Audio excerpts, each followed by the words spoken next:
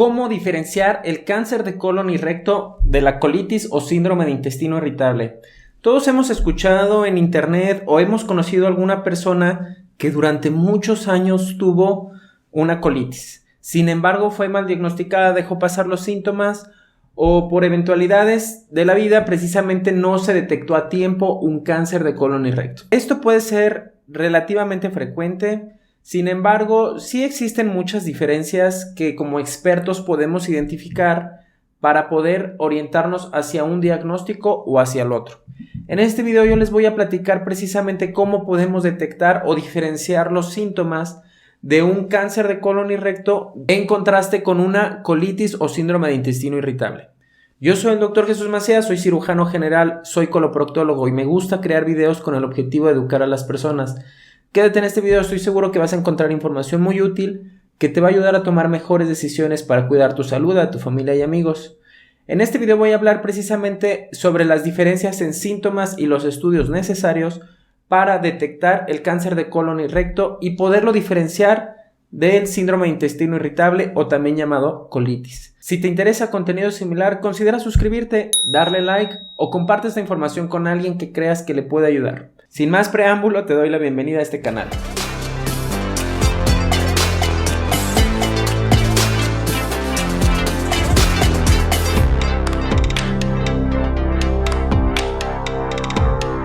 Uno de los principales problemas de la población en general suele ser el cáncer de colon y recto. De hecho, actualmente ocupa el tercer lugar más frecuente a nivel mundial en aparición tanto en hombres como en mujeres. Por fortuna, la tecnología y los avances médicos han hecho del tratamiento del cáncer de colon y recto un tratamiento más efectivo, con mejor calidad de vida y ha cambiado realmente el pronóstico de los pacientes.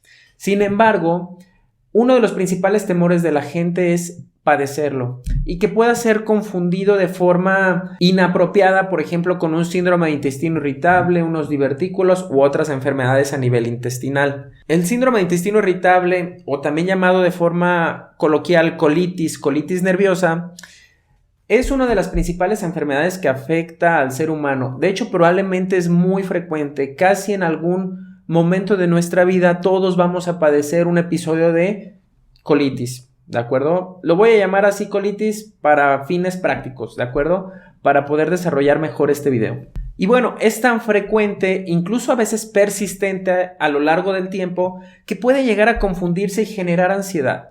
Y generar ese estrés de quizá haber padecido o padecer alguna otra enfermedad que no sea realmente una colitis. Y bueno, en este video voy a desglosar la diferencia principalmente en síntomas de cáncer de colon y de colitis. Y vamos a empezar. El síndrome de intestino irritable o también llamado colitis, su principal síntoma es el dolor. Un dolor abdominal, ¿de acuerdo?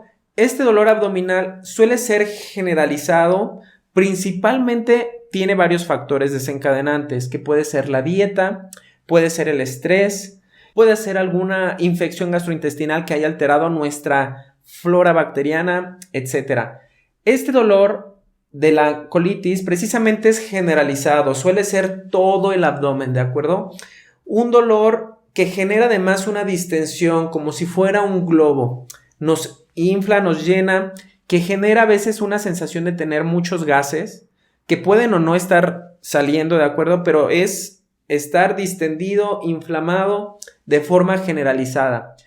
Además se acompaña de cambios en el patrón evacuatorio, tiene relación con la defecación, es decir, hay tanto los extremos, puede haber diarrea o puede haber estreñimiento, incluso en la forma de las heces puede haber heces muy líquidas o heces muy duras. Esto suele caracterizar al síndrome de intestino irritable. Por el otro lado, el dolor abdominal no suele ser una característica importante en el cáncer de colon y recto. Sí aparece, en algunos casos no es la más importante, pero este dolor suele ser como en unas etapas donde el tumor ha crecido un poco más o está tocando estructuras que generan dolor. En general, este dolor suele ser muy localizado en algunas partes específicas del abdomen, no como en el colon irritable que aparece en todo. Este dolor suele ser muy localizado de forma crónica, persistente, y va aumentando con el tiempo Incluso este dolor sí puede llegar a estar acompañado de una distensión abdominal, pero esto suele pasar como en etapas donde el tumor ha crecido ya a un tamaño considerable. Y sí puede llegar a condicionar cambios en el patrón evacuatorio, que precisamente es una de las principales características del cáncer de colon. Es decir, de forma inicial los pacientes suelen tener un estreñimiento, una dificultad para evacuar. Y de forma paulatina, poco a poco, empiezan a cambiar incluso el calibre de las evacuaciones. Suelen hacerse unas heces más delgadas, más pequeñas, como una especie de cintas pequeñas o popotes, que las heces mucho tiene relación con el crecimiento del tumor por dentro del canal o por dentro del tubo digestivo. Va cerrando esta luz intestinal, generando una disminución en el calibre de las heces. Esto va haciéndose de forma crónica, lenta. No es como que de un día para otro ya haya crecido un tumor a una forma considerable. Realmente los cambios son difíciles de verlos porque es un crecimiento en extremo lento, ¿de acuerdo? Así que, de hecho, es una de las principales características que nos permite diferenciarlo. Un paciente de un colon irritable de forma abrupta tiene dolor, de forma abrupta tiene estreñimiento, diarrea, pero mejora con el tiempo y regresa a la normalidad si se le da el tratamiento. En cambio, en el cáncer de colon y recto, a pesar de darle tratamiento para el síndrome de intestino irritable, no hay cambios porque es un problema estructural anatómico. Otro de los síntomas importantes es el sangrado que vemos en las heces o en el papel de baño. Este sangrado de tubo digestivo, de forma característica, no es principalmente asociado al síndrome de intestino irritable, ¿de acuerdo? En general, la colitis no produce sangrado. Sin embargo, en ocasiones específicas se puede acompañar esta colitis de problemas proctológicos. Por ejemplo, puede ser una enfermedad hemorroidal, puede ser fisura anal, una fístula o algún otro problema proctológico condicionado como un efecto del estreñimiento o de la diarrea producido por el síndrome de intestino irritable. Si pudiera llegar a presentarse, generalmente es un sangrado intermitente que suele verse tipo rojo fresco brillante que se observa en las heces, pero a la exploración física nos damos cuenta que el sitio de sangrado franco es a nivel proctológico, son unas hemorroides o es una fisura anal ocasionada por el estreñimiento. Sin embargo, la gran mayoría de los pacientes con síndrome de intestino irritable no suelen tener un sangrado en las evacuaciones. El sangrado digestivo del cáncer de colon y recto suele ser distinto. Generalmente sí es un sangrado que inicialmente es de forma microscópica y solo se detecta por pruebas de laboratorio y con el tiempo puede observarse físicamente mezclado con las evacuaciones o en la taza del baño o puede ser incluso también en el papel. Este sangrado suele tener características distintas, suele ser un sangrado como vinoso, tipo mermelada, que le llamamos hematoquesia. O sí también puede llegar a ser un sangrado rojo fresco brillante que le llamamos rectorragia, depende de la ubicación del cáncer de colon. Sin embargo, a la exploración física no encontramos problemas proctológicos como hemorroides, fisuras anales que justifiquen este sangrado.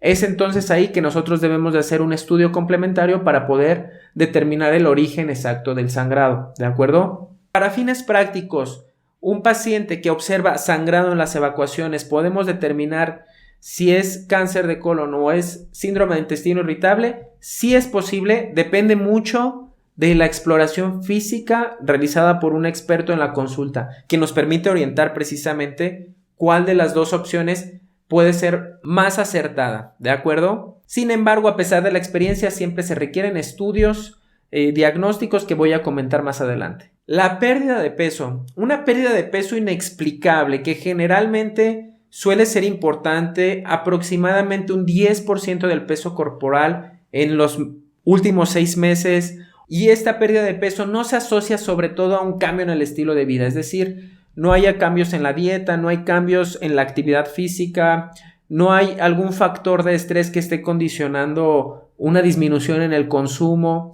Entonces, una pérdida de peso inexplicable nos puede orientar sí más hacia el lado de un cáncer de colon y recto. También pudiera llegar a presentarse en el síndrome de intestino irritable, sin embargo, no es lo habitual, ¿de acuerdo? ¿Cuándo pasa en el síndrome de intestino irritable? Cuando se asocia a un estrés intenso, a una ansiedad o una depresión intensa. Sí puede llegar a tener efectos en el peso. Sin embargo, si no se encuentra este factor que esté condicionando el estrés, la ansiedad, una disminución en el consumo en la dieta, en el colon irritable, lo ideal es estudiar y detectar o descartar la posibilidad de un cáncer de colon y recto. Otro síntoma importante, la anemia. La anemia es la disminución en las cifras de hemoglobina. Quiere decir que en el contexto de un cáncer de colon se está perdiendo sangre de forma microscópica o macroscópica de forma constante, que está condicionando que la sangre que está circulando vaya disminuyendo en cantidad y volumen. Generalmente en el síndrome de intestino irritable no se observa anemia, no hay necesidad. Sí pudiera haber anemia asociado sobre todo a la dieta o al estrés, pero no es lo habitual. Cuando hay una anemia sí debemos de buscar el origen del sangrado específicamente, ¿de acuerdo? Y quizá orientarnos un poquito más a alguna otra enfermedad coloproctológica, no tanto el síndrome de intestino irritable. Hasta aquí podemos identificar que sí hay diferencias en las características de los síntomas tanto de colon irritable como de cáncer de colon y recto. Estas diferencias nos han permitido a los especialistas identificar factores de riesgo que pudieran condicionar una enfermedad o la otra. Sin embargo, si hay dudas, lo ideal es descartar cualquier problema. ¿Cuál es el estudio que se puede utilizar para detectar cáncer de colon y recto y diferenciarlo de un síndrome de intestino irritable? Uno de los más importantes es la colonoscopía. Es este estudio que nos permite meter una cámara a través de la región anal y poder observar todo el colon y las últimas porciones del intestino delgado para poder identificar estructuras de hasta 5 milímetros que pudieran estar condicionando los síntomas, ¿de acuerdo? Entonces, no es un estudio que se suela hacer de forma rutinaria a todos. ¿En quién se recomienda? Generalmente se recomienda en pacientes mayores de 45 años, independientemente tengan o no síntomas, es decir, todos nos debemos de hacer un estudio de colonoscopia a partir de los 45 años. Se recomienda en pacientes que tuvieron un familiar directo con cáncer de colon y recto, es decir, papás, hermanos, abuelos que hayan tenido un cáncer de colon y recto, sobre todo si se presentó a temprana edad. También se recomiendan aquellos pacientes que tienen un síndrome de intestino irritable y tienen algunos factores de riesgo, que por ejemplo sea la pérdida de peso, la anemia, una falla al tratamiento médico que a pesar de muchos tratamientos no responde, un sangrado en las evacuaciones que no se justifique por una enfermedad hemorroidal o una fisura, o incluso por petición del paciente, por este miedo al tener cáncer que le llamamos cancerofobia, también puede ser una indicación para realizar una colonoscopía. Este estudio es cierto que se debe de hacer por centros especializados, médicos endoscopistas, coloproctólogos o gastroenterólogos endoscopistas, y se requiere ciertas condiciones especiales, por ejemplo una anestesia, una preparación intestinal previa, etc. Si quieren más información precisamente sobre este estudio, tengo un video que les voy a dejar aquí en el enlace sobre cómo o qué son los pasos a seguir para una colonoscopia y en quién está indicado. Profundizo muchísimo más en el tema en este video, ¿de acuerdo? Se pueden realizar otros estudios no tan invasivos, por ejemplo una colonografía por TAC o una tomografía con contraste oral para identificar ciertos factores que pudieran ser un cáncer de colon y recto. Por supuesto que se pueden realizar. No es el mejor estudio, pero sí es menos invasivo, es más rápido y más accesible para la gran mayoría de la gente. Sí tiene ciertas deficiencias, ya que no detecta estructuras muy pequeñas, menor a 1 centímetro, pero bueno, para fines prácticos nos puede determinar o nos puede ayudar para diferenciar un cáncer de colon y recto de un síndrome de intestino irritable. Espero que este video haya sido de utilidad y que les haya mostrado una cara de cómo es que los especialistas preguntamos o por qué realizamos estas preguntas para poder diferenciar las enfermedades en la consulta. Estoy seguro que saldrán muchas dudas. Van a haber más dudas en este video y si tienen algún comentario sobre este video, háganmelo saber.